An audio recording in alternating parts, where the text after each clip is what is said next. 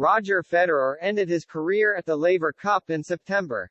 The chairman of the ATP has made a plea to Roger Federer as he admitted he begged the 20-time Grand Slam champion to stay involved in the sport during a private conversation before he retired.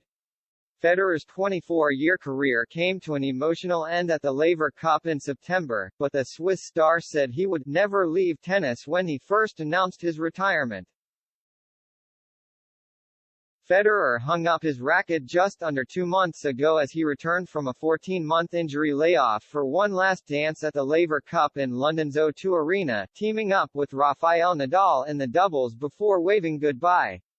The 41-year-old had announced his decision to retire a week earlier in a heartfelt statement, in which he hinted that he wouldn't disappear from tennis entirely. Finally, to the game of tennis, I love you and I will never leave you.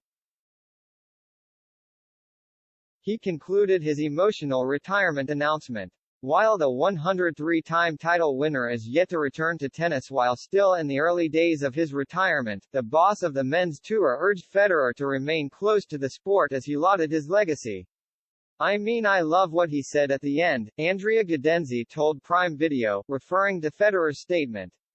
The chairman of the ATP then revealed that the pair had a private conversation at Federer's final tournament where he begged him to remain in tennis.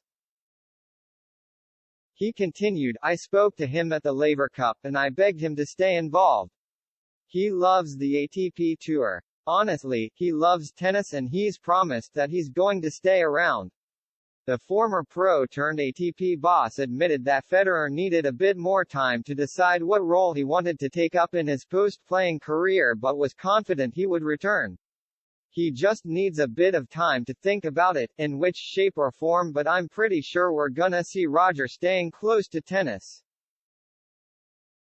And Gaudenzi explained why it was so important for Federer to stay involved as he gave an example of how synonymous he had become with tennis.